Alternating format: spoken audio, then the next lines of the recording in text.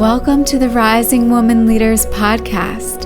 We are a sisterhood of women stepping into courage, self-love, and feminine leadership.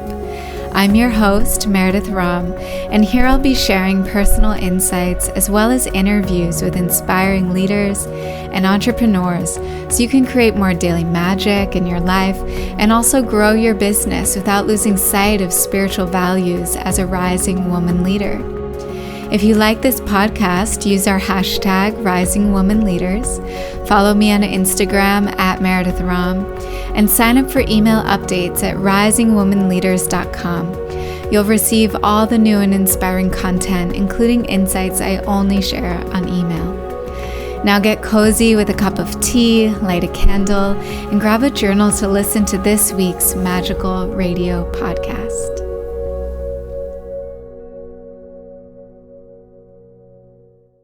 Welcome back. This is Meredith and I am so grateful today to have Lyla June Johnston here.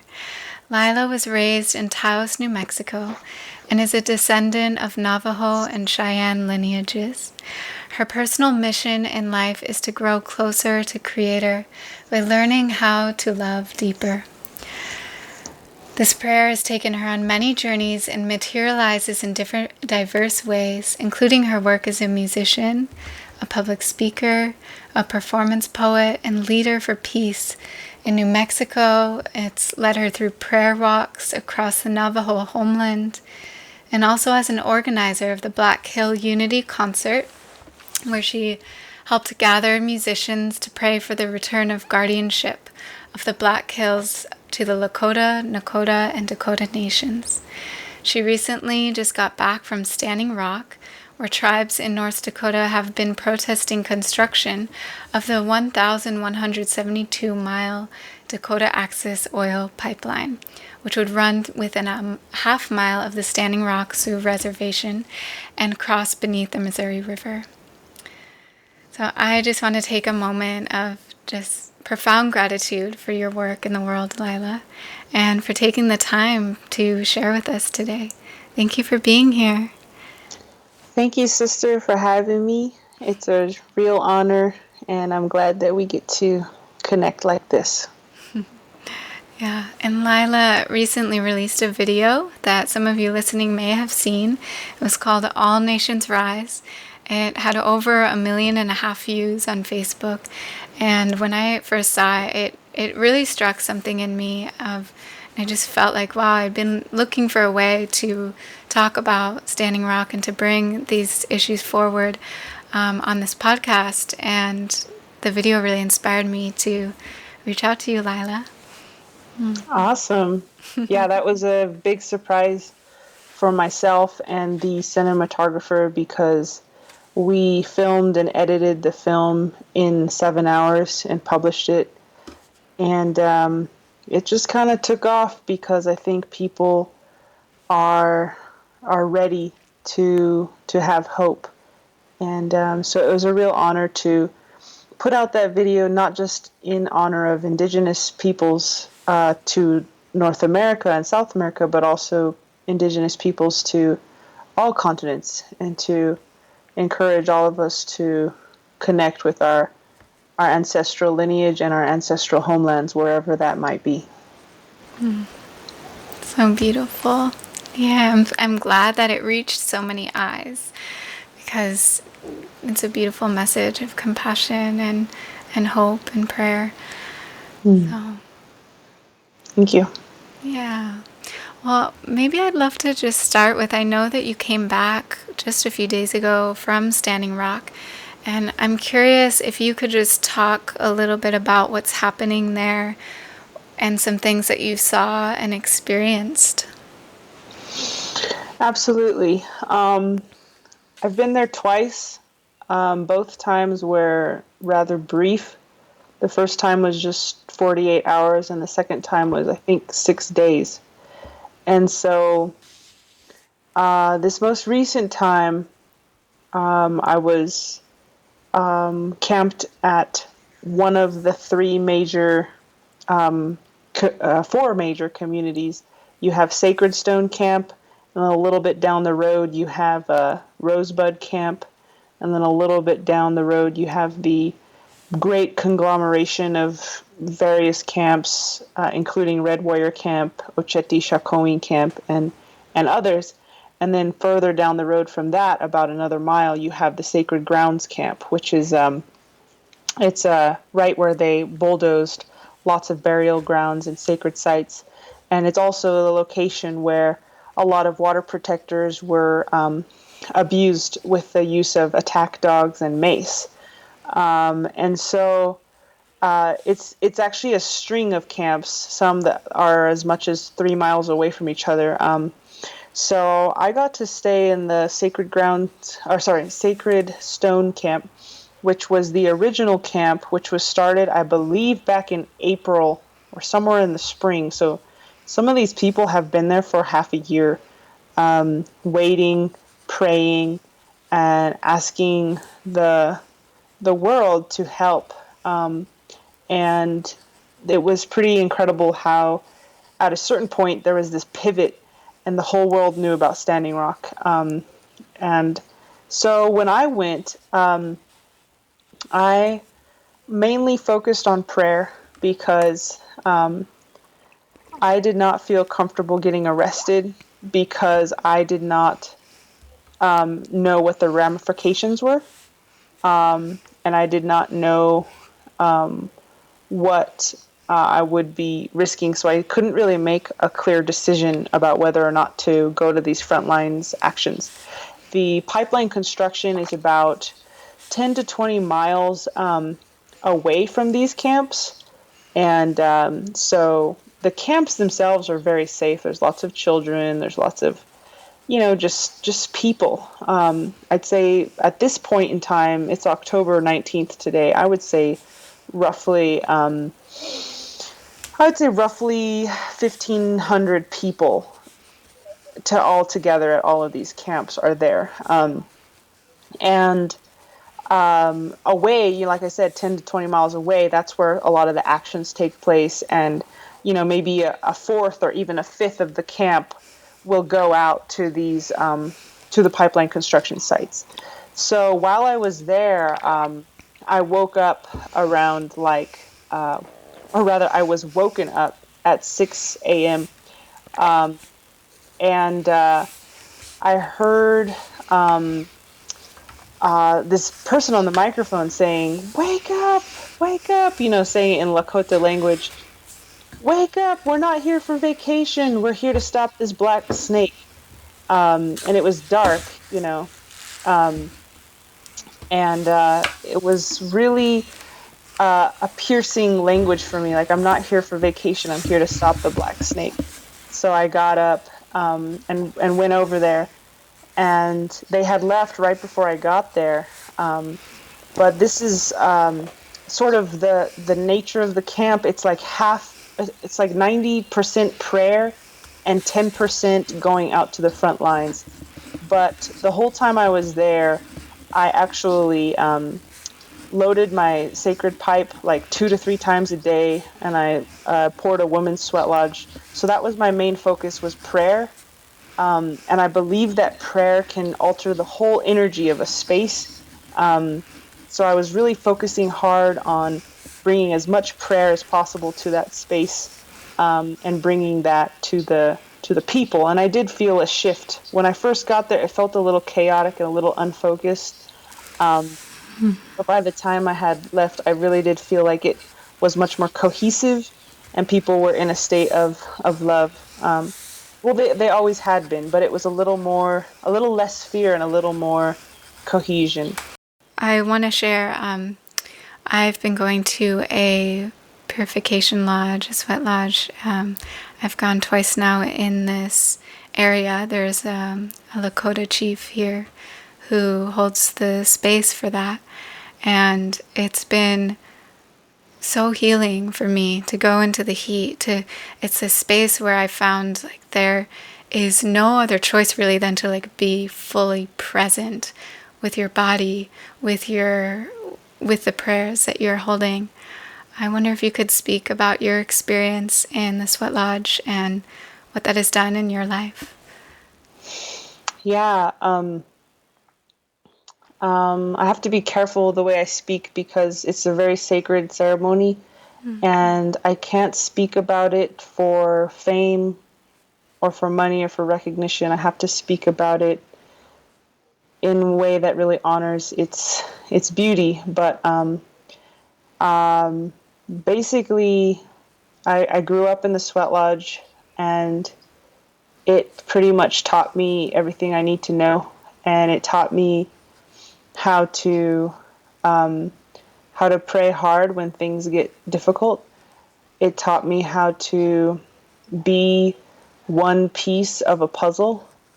It taught me how to believe in the power of prayer. It taught me how to listen to the voices of the ancestors.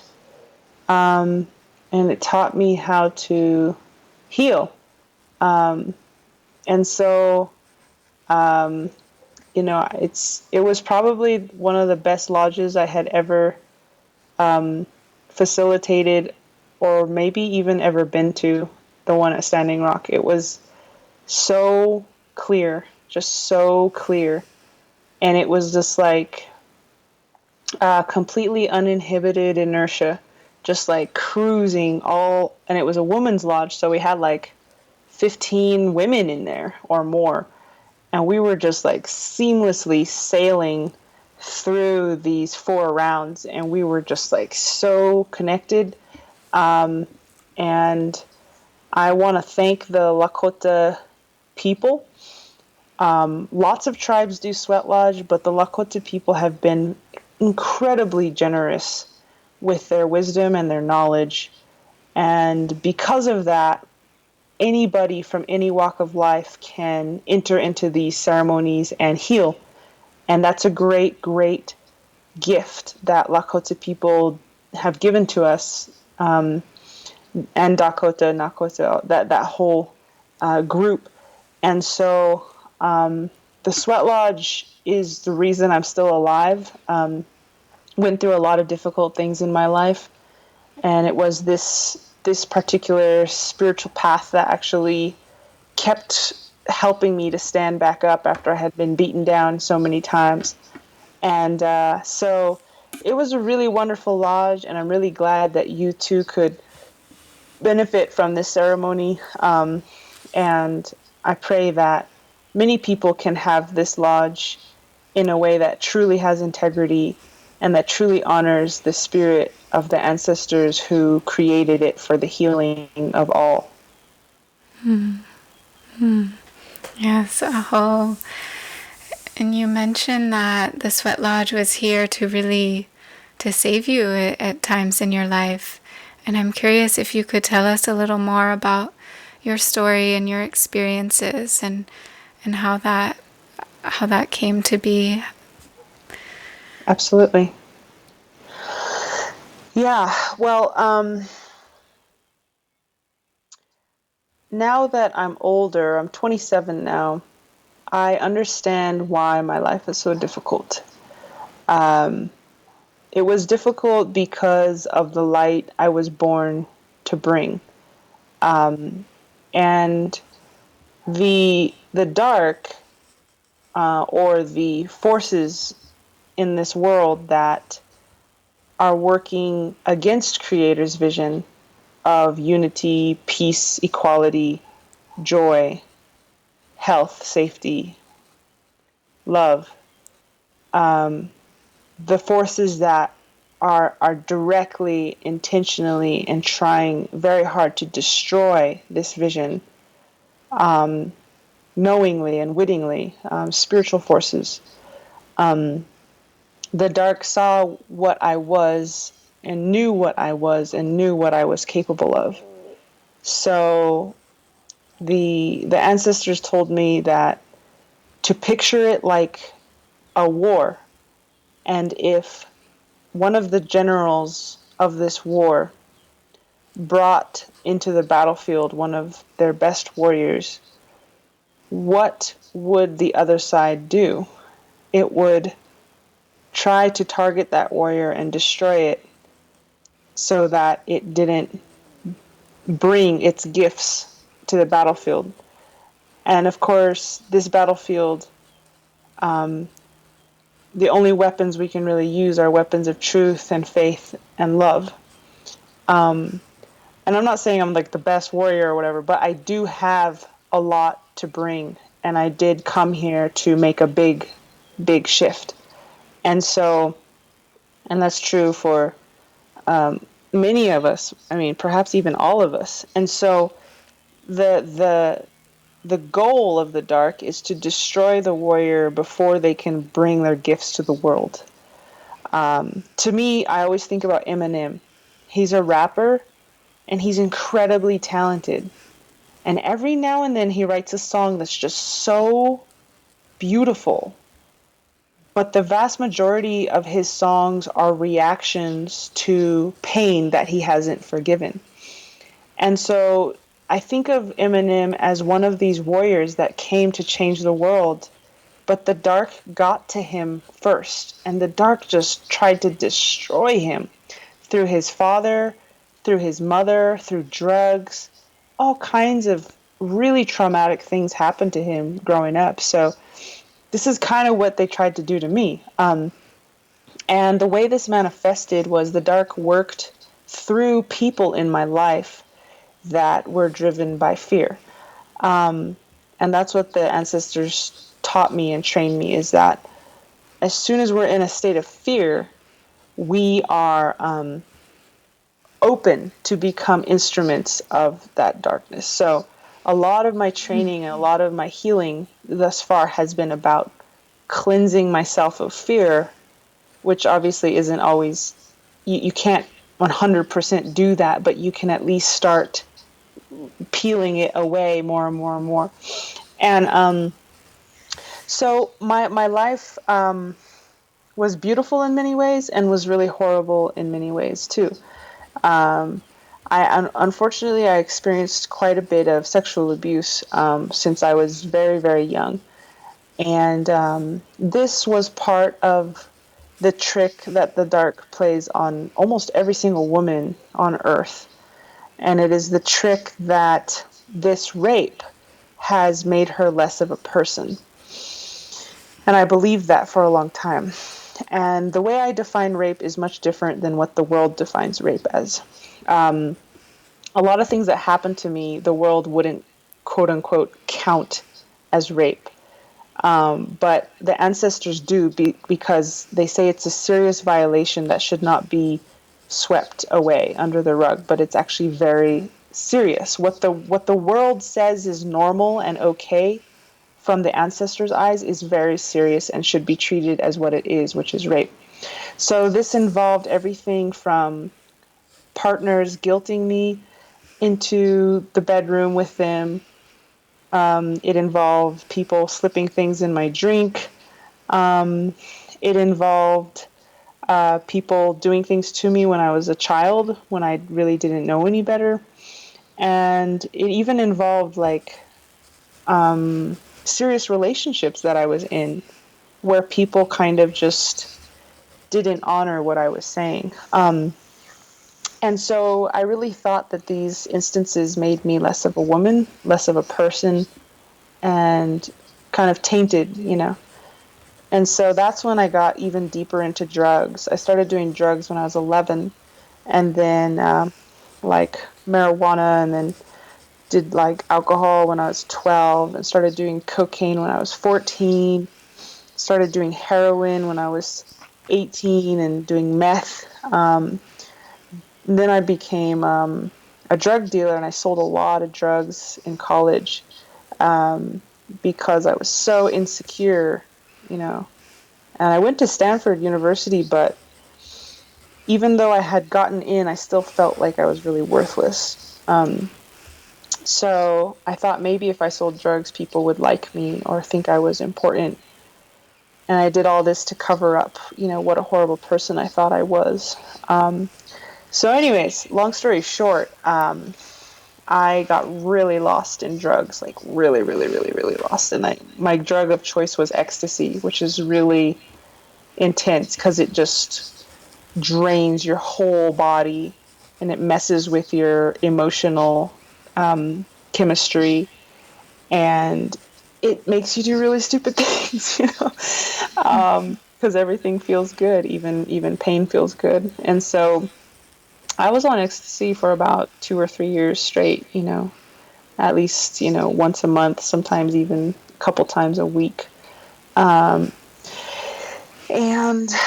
long story short, 2010, I was in an earthquake in Santiago, Chile, in South America, when I was studying abroad.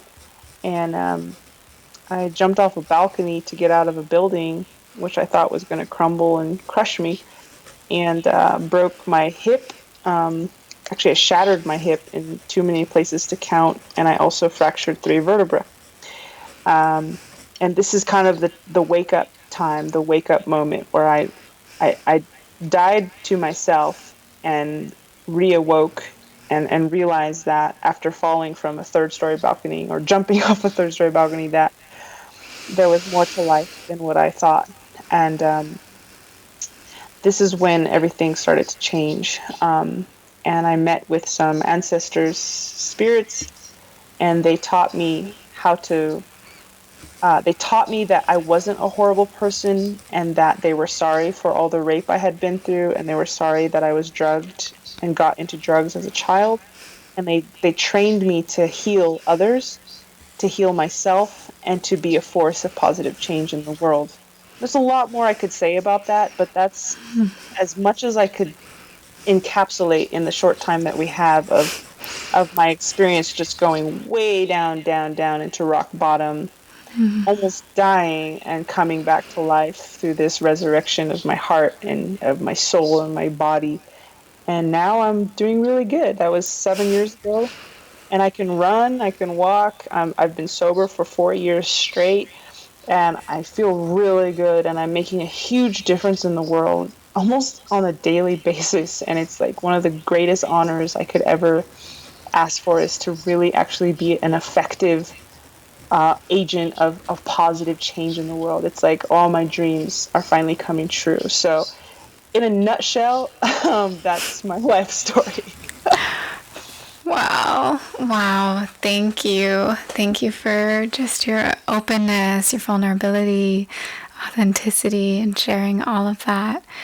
It's interesting to me that, like, when I think of going to drugs or to alcohol, in a way I imagine that there was part of you that was wanting to numb, and then also then later choosing ecstasy as like a drug that's really just about wanting to feel love, wanting to embrace like this profound feeling of love that at our core we are, and that source. And it's just interesting to hear that path, and then coming into the moment of awakening of literally like the ground shaking beneath your feet in an earthquake, and jumping off a building of like, okay, like you hit your bottom, let's wake you up. It sounds like a really profound moment.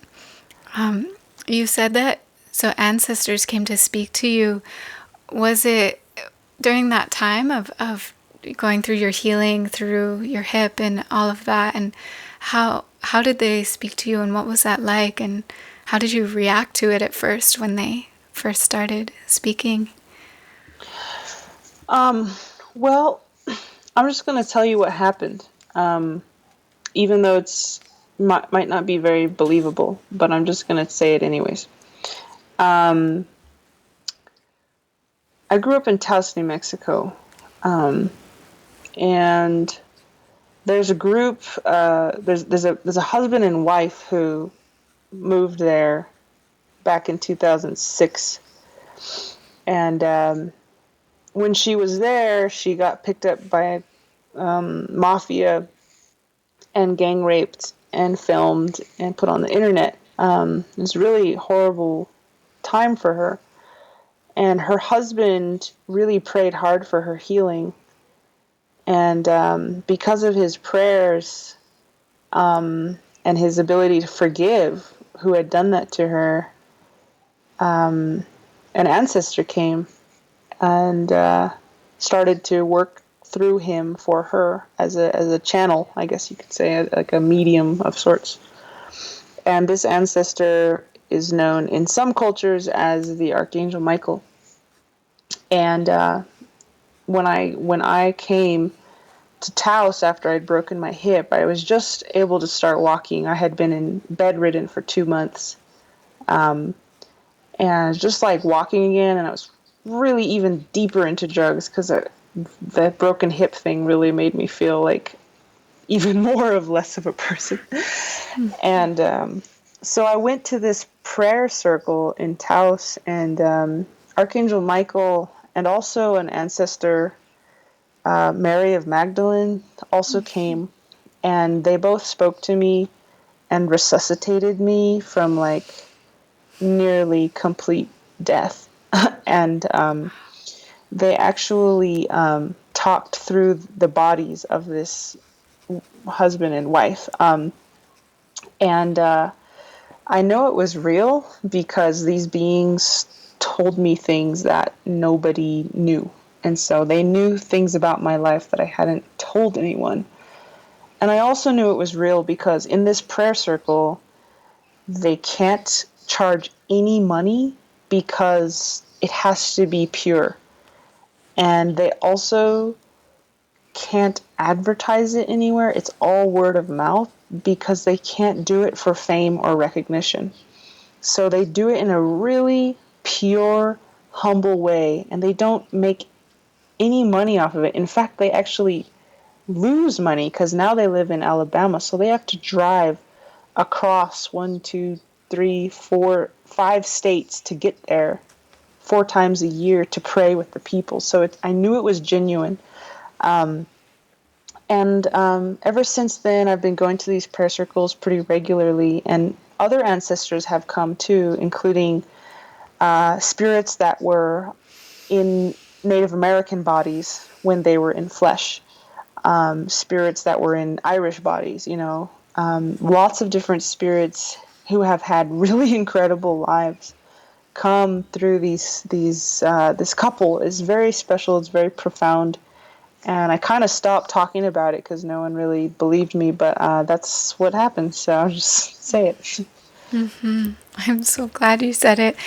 It's interesting because just this past week, I went to a channeled reading ceremony activation with this woman named Kaya Ra, and she came to our town, and she did a channeling of Mary Magdalene, and led us through this like ceremonial meditation of sharing from her. And Mary Magdalene had actually just been coming to me like her name and stories and talking to different people in the week leading up to this, and it was just so profound for me. And her whole message was like, these ascended masters are here to heal us, and they are patiently waiting for us to call upon them.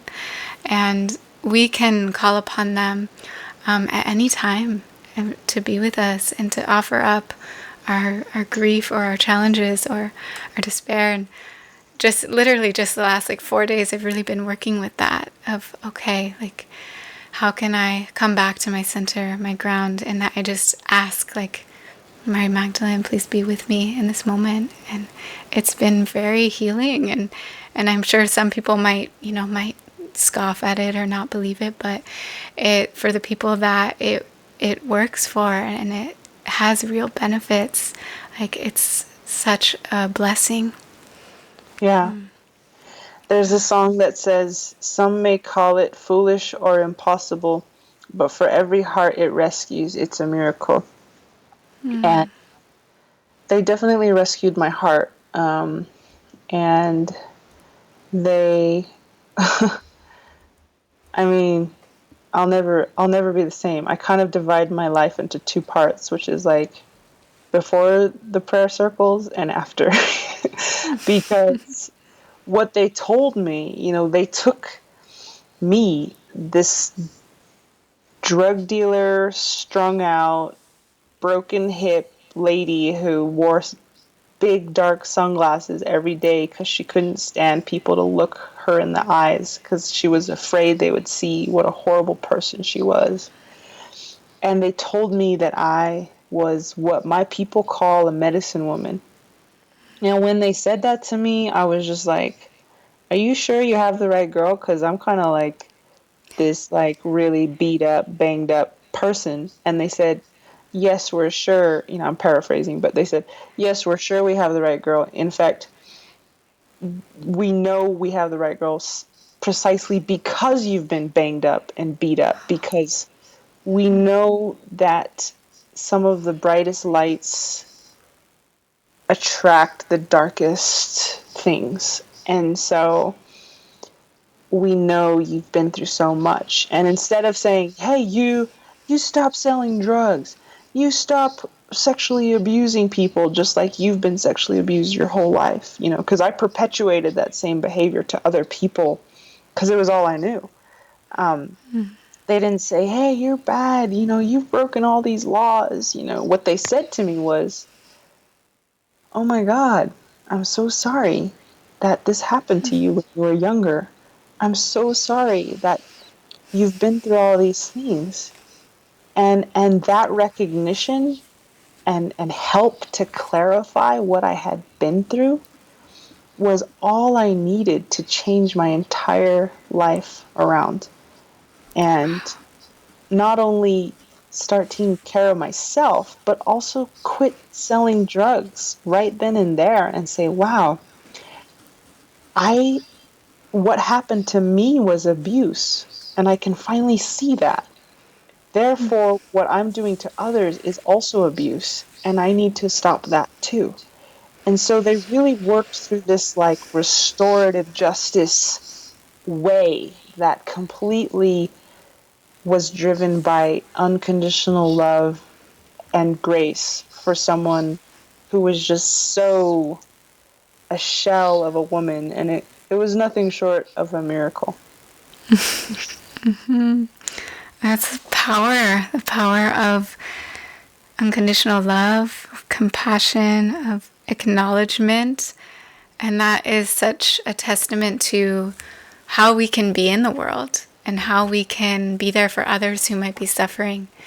And it might, instead of shaming people for things they might be doing wrong or maybe getting into crimes or bad things, to just really pause and say, hey, I want to acknowledge you for what you've been through. Like just being seen in that.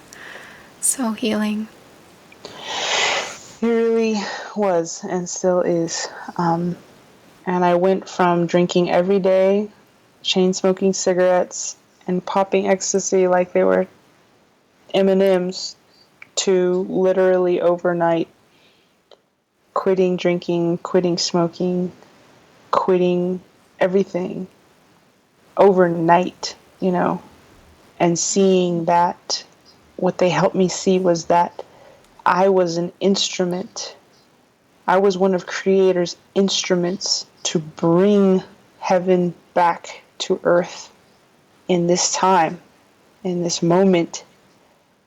And therefore, my health equaled the health of the people.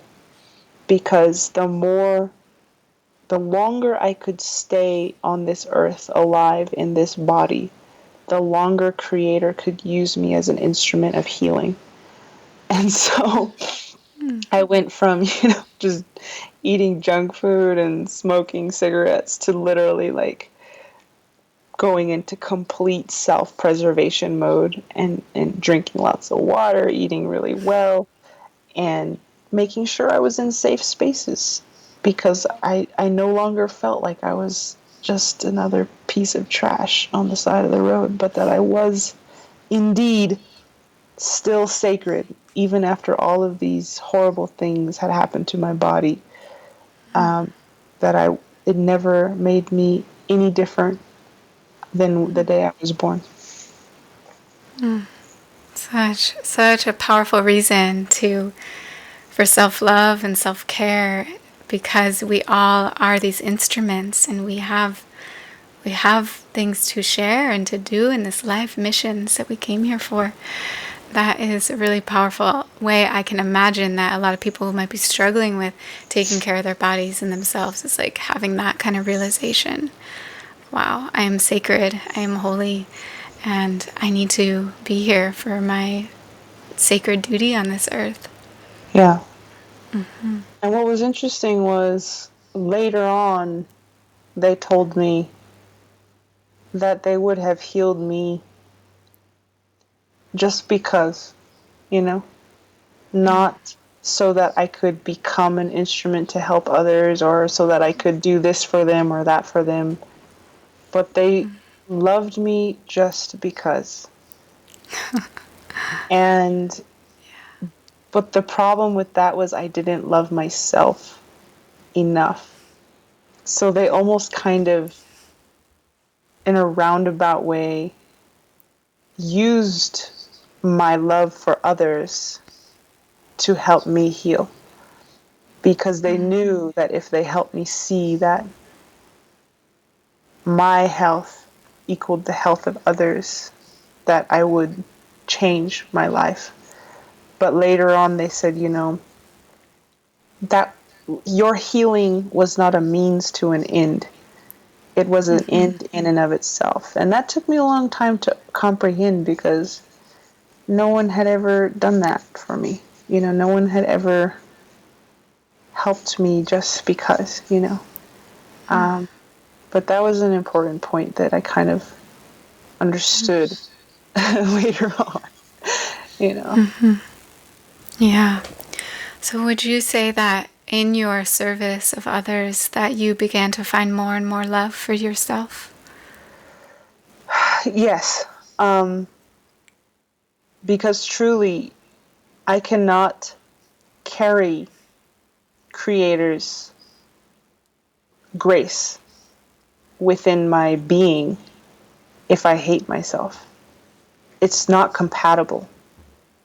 You can only bring Creator's light to the world if you believe you are worthy of bringing that light. And this was the whole campaign against my soul, was to make me believe that I had lost my worthiness of carrying this light. And it worked for many years. I just kind of stayed under the radar. I didn't do much because I didn't think I deserved to do much. And so at that point, you know, I started to realize that my ability to bring light to the world rested on my ability to love myself unconditionally through all of my mistakes, through all of my imperfections, all of my shortcomings, and say, yes, I am a pitiful, imperfect person, and yet in this moment, I would like to help this person.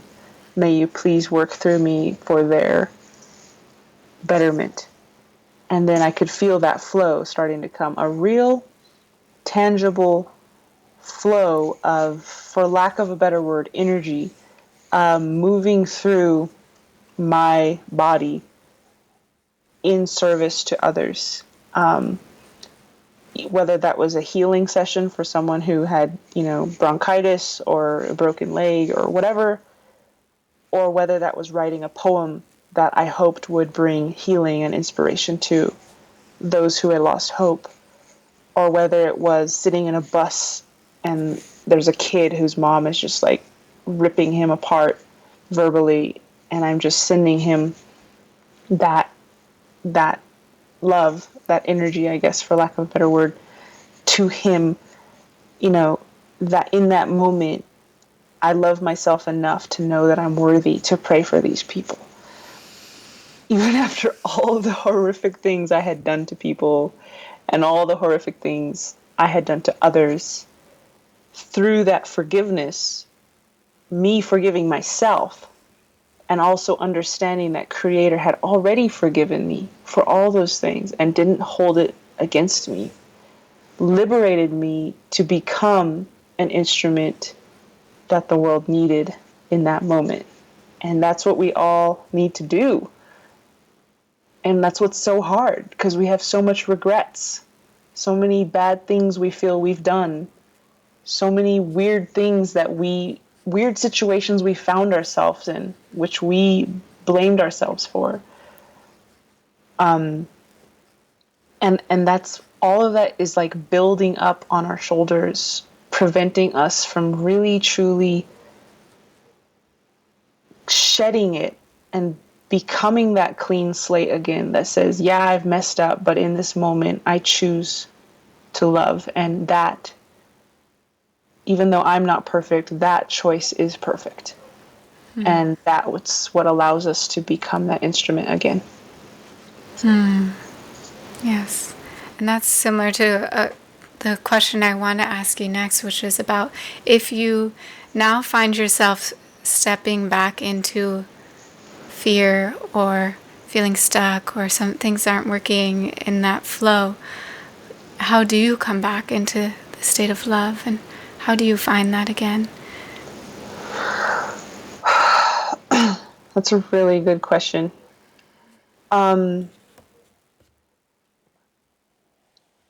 I remember a moment in my life where I knew I was loved by Creator.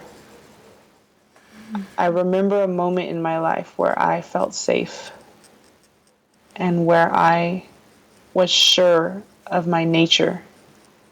Now, sometimes this is hard because some people literally, they don't have one of those. They don't have a memory that they can go back to where they knew what they were, that their true self was a beloved child of the Creator that was fully supported by the legions of angels, ancestors, grandmothers, grandfathers, enlightened masters, whatever your culture calls them. But maybe you and I are creating that moment for someone right now. And giving that moment to people is really what I'm here for. And that's what the ancestors told me. They said, all we need is a moment. All we need is a moment.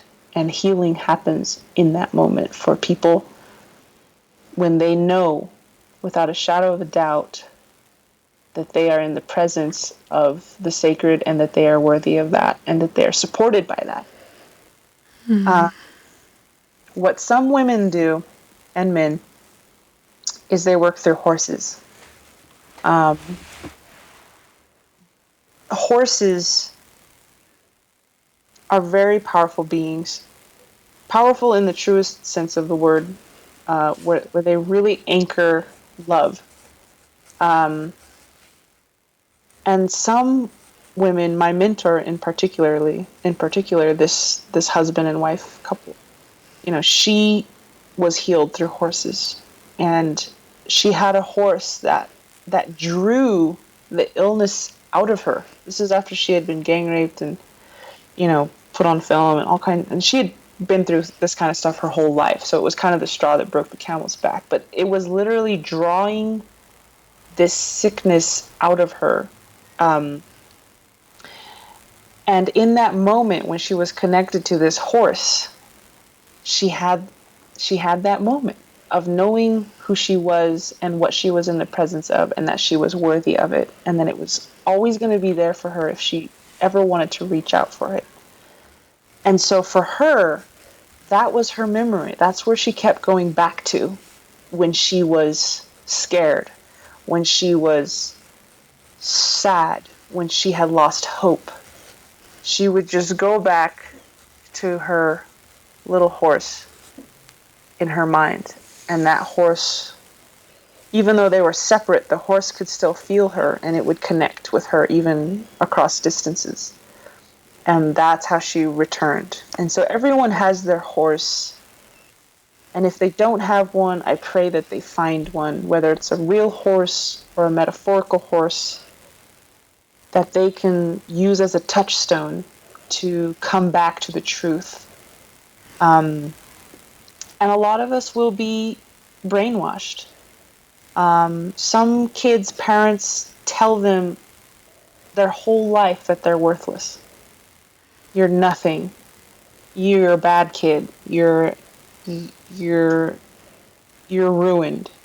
You're And that's even some of the nicer things. Sometimes they get even nastier than that.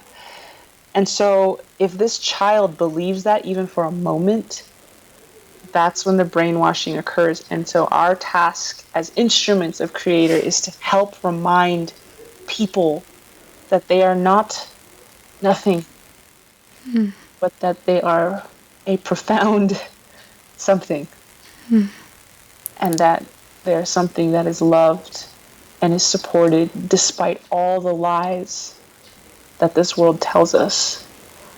And just because the world tells us these lies hundreds of times doesn't make them any more true. And so that's the process I went through, with shedding these labels that the legal system had put on me, labeled me a criminal, that my relatives had put on me, that teachers had put on me, and so forth, that men had put on me, and even I was raped by women, and so all of these labels I had to peel off to reveal the truth, which is that I am truly a beautiful, precious warrior of Creator. And that's the greatest gift I could ever have, and it's the gift I pray I can try and give to others. I imagine that has been huge in supporting you to share your voice in the world, like coming back to that that message and that knowing.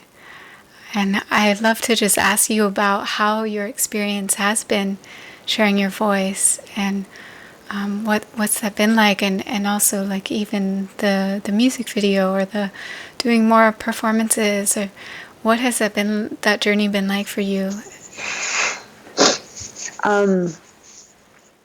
Well, I've had to constantly remind myself that even if I drive 5 hours to a performance I'm asked to give and only 10 people show up in the audience, that if I can give even one of those people that moment, then it's worth the drive. And that sharing your voice is somewhat spiritually precarious, because sometimes it can feed your ego, and it can make you feel like you're doing what you're doing to get in the newspaper again, or to get 1.5 million views on Facebook again, or to get an invitation to travel to this country or that country again. But really remembering that the reason I'm speaking and the reason I do my poetry and my music is to give people that moment. That has been a struggle for me, because there always was a part of me that wanted to be famous. And I think a lot of our generation wants that right now, because we see other people do it and we're like, wow, that'd be fun, or that'd be nice, or whatever. That could get me money, or. And so whenever I share my voice and I'm in that state of selflessness, and I am that clear, hollow bone through which Creator can speak, the crowd usually gets pretty excited about it, and they get very it changes them, and they really shower me with a lot of praise and this and this and that. And I have to always say, it's not about me. It's about you and your connection to Creator, and I'm just a bridge. And so that's really been the central struggle for me, is to remember that I am a bridge and nothing more and nothing less. And so, it's also been a great blessing because on one hand, you don't want to give into your ego, and on the other hand, you don't want to pretend you're not a very exquisite instrument, because we are. And we are capable of birthing masterpieces through us and not being afraid to shine either. So it's this very interesting balance that I've learned to strike over the years, where I'm on one hand remembering that it's not about me, and on the other hand remembering that it is okay to let the light shine through you really brilliantly and really strong, and to know that the brighter and the more brilliant the better, because that's the more people are going to be helped.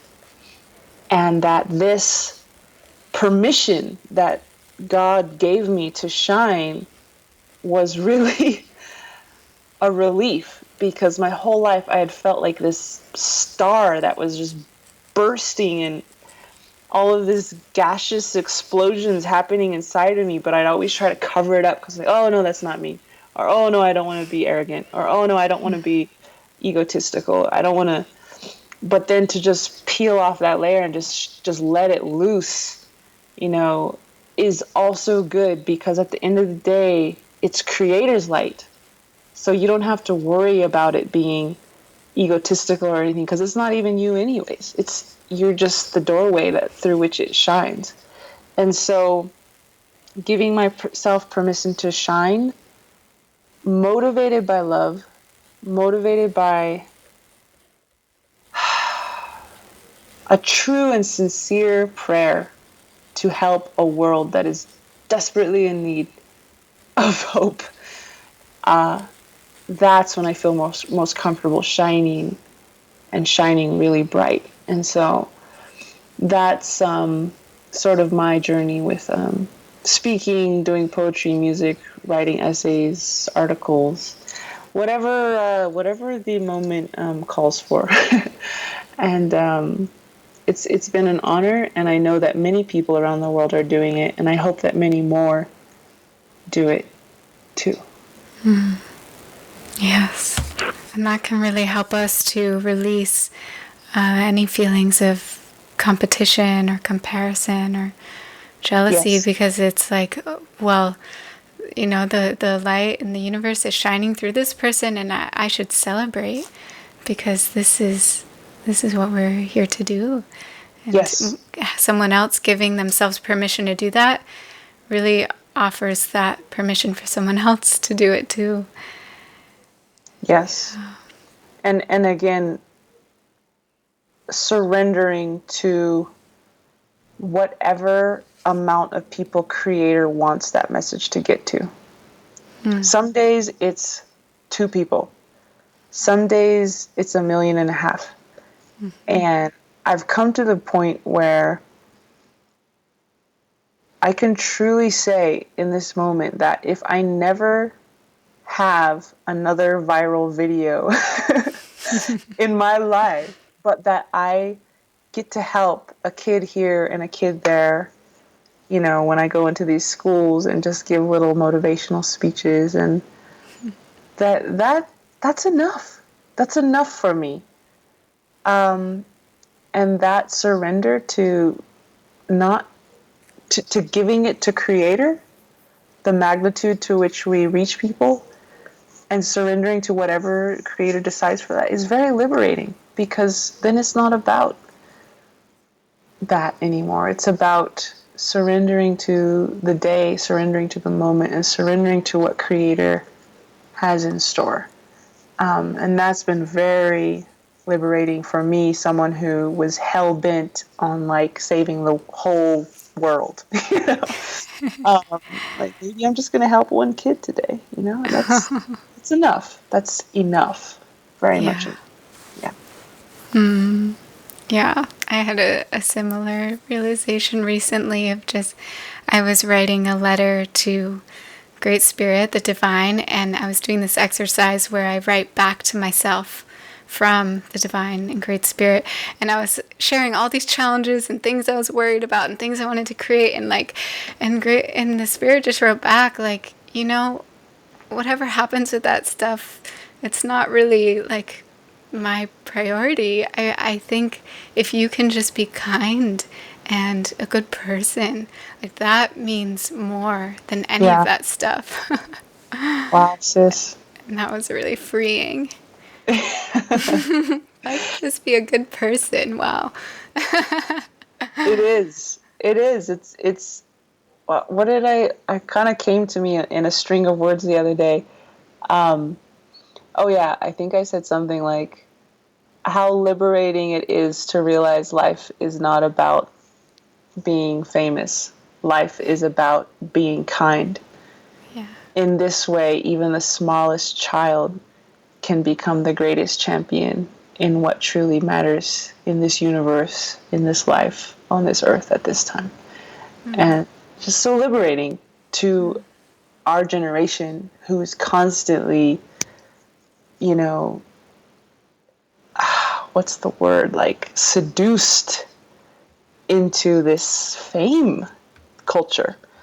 And so, anyways, I'm with you there. And it's it's an act of humility and an act of beauty to do what my mentor does, which is he gets up in the morning and he says, Creator, may I help at least one person today? And and being willing to do even quote unquote just that positions us in a place that is really quite beautiful. Yeah. Yes. I just have, let's see, one or two more questions for you, Lyla. I'm curious what message you have for any women out there who feel like they have something to share but might be feeling held back, maybe by doubt or fear. What would you say to them? Well, I would say that your heart is calling you to share this for a reason, and Creator doesn't put these aspirations in our heart for no reason. And that as long as the reason you're sharing it is driven by a prayer to help others, you really can't go wrong. And Creator is going to help you answer that prayer. And even if you make that offering in a way that's has the intention slightly crossed with other intentions like wanting fame or wanting wealth or something, just try anyways, because Creator is not asking us to be perfect. Creator is asking us to try. Whether that's with writing articles or doing paintings or making films or even just getting a job and getting out of debt or, you know, giving our heart to someone when we don't know if they're going to receive it or not. Failure is not failure. Failure is an indication that you have succeeded because you tried. and and furthermore, you don't always fail. Sometimes you puncture through that threshold you were hoping to push through. And so, keep trying. And maybe you make this elaborate, beautiful exhibition of your photography and, only two of your close friends show up. That's not a failure. That's a profound success because you gave it your all and you bore your heart to the world. And against all odds, you stepped out in faith and you gave it a shot. And you know what? You learned something in the process. And you learned how to do it even better the next time. So the only success greater than trying is trying again. And it's an even greater success to try again after failure than it is to try again after success. Because you're pushing your boat out into an uncharted, darkened night, not knowing what awaits you. And that blind faith is courage and bravery, and that is the soil from which our souls sprout and grow and advance down some important road that we're here to learn how to advance through. And so just give it a shot. Yes. You'll be surprised what happens. Sometimes if we give ourselves the permission to just try, you'd be very, very surprised where that act of faith will lead you. Thank you. Thank you. I wonder if you would like to share anything about the projects that you're working on or anything that you're excited about right now. And I know I got a chance. I looked at the woman at Standing Rock. I wondered if you'd like to share about that or anything else that's been going on for you. Well, I do this thing these days where I commit to so many dreams, and then it dawns on me that I have committed to complete like 20 like really massive projects in one season. And I'm like, oh, whoa, what just happened? I just signed up for all this stuff. So I have a lot of things going on. I guess the main thing that's my priority is getting this master's degree, which involves doing it's in education, and it's in American Indian education. And it's at the University of New Mexico, and all of my professors are Native American, and they all are brilliant, and they all are interested in continuing to decolonize education and revitalize our ancestral ways of teaching and learning in our ancestral learning communities, and revitalizing our languages, which are on the eve of their extinction right now. And so for my thesis, aside from, coursework and going to school 3 times a week, I'm going to do an educational experiment where the community decides when we're going to learn, what we're going to learn, who we're going to teach, who's going to teach us, and how it feels to truly own your own education, which for Native people is very, very profound, because we've had our education decided for us for over a century. And our entire cultures are being destroyed because of that. So that's kind of the biggest thing I have going on. I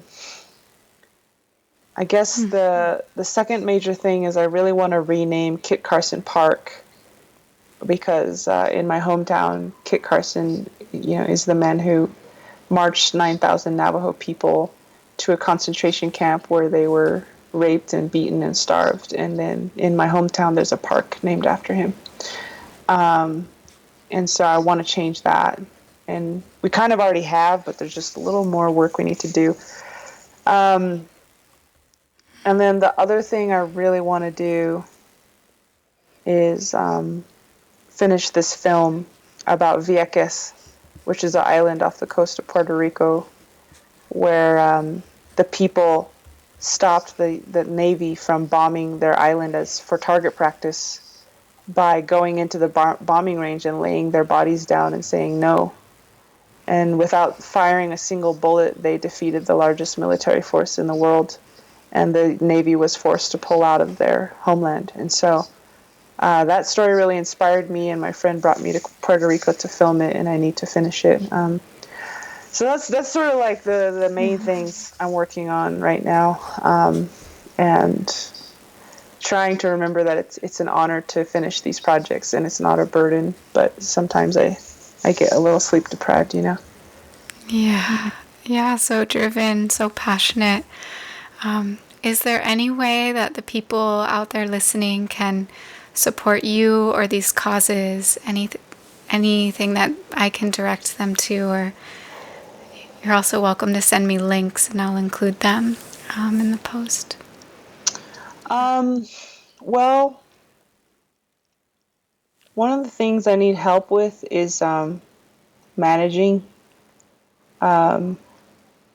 It's getting to that point where I do actually need help managing my life in terms of like the performances I'm asked to do and the speeches and the blah blah blah. But I'm always afraid to ask for help for that because it's like I don't know. I just feel like people wouldn't want to help with that. But it comes down to like processing the like 400 unread messages I have on my Facebook artist page, and like, you know, who knows, maybe there's like a few messages in there that are like really important, you know, that I need to answer, but I just can't. um so I need help with that. But if you don't want to help with that kind of mundane stuff, then I would say just continue to pray, continue to treat yourself like an artistic project, and continue to refine your understanding of yourself until you arrive at the truth that you are beautiful, you are a blessing, you are a gift, and you are a miraculous child that is here to learn all kinds of wonderful things. I think that's the biggest way we can help right now, is loving ourselves deeper, hollowing ourselves out of any untruths, and becoming that hollow bone through which Creator can send his winds to the earth. Okay. Oh, yes, thank you. And usually I close these calls with a prayer, and I'm wondering if you would do the honors tonight of just closing this call with any kind of prayer that just comes through you in this moment. Of course, I love praying. It's like best.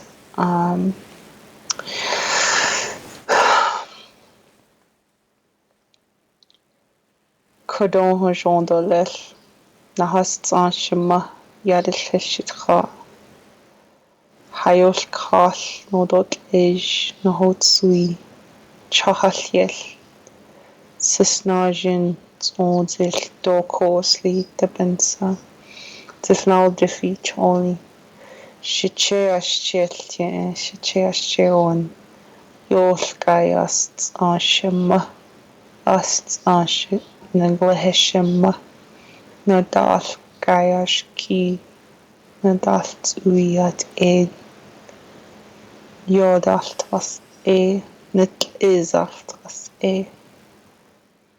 Toaltanashchin Tobeyaj Nayet Nesgani do Tobashishchini Taradin Ashki do Anest Aniat Ed Sa Anagai Bekehonjon. May you please watch over all the women of the world. May you please help them to know what they are. May you help them to remember this and hold this as they embark on their journeys as a human being in this world at this time.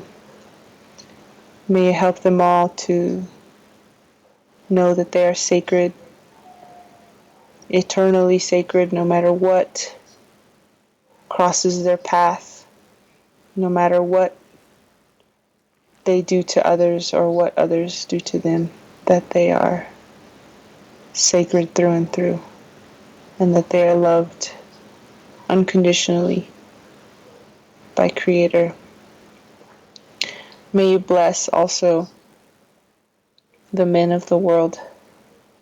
May you help them to know that they are loved by you, they are approved of by you, and that they have not disappointed you, but that they are truly precious protectors, precious warriors, precious, compassionate, and worthy beings.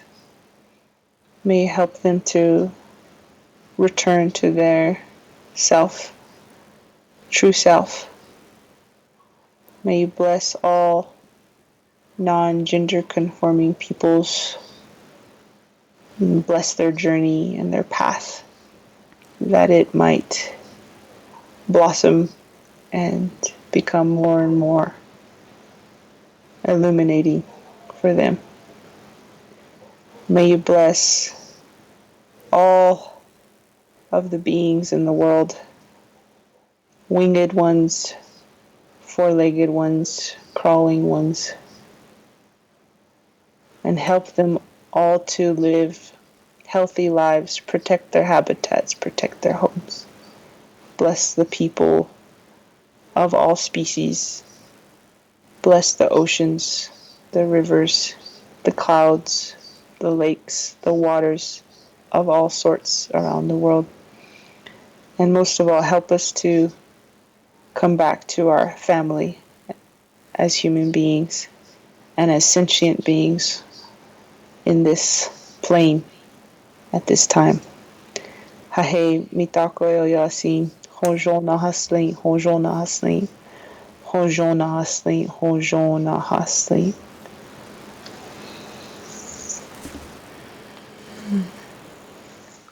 And so it is. Thank you so much. Thank you, sister. Appreciate your time. You too.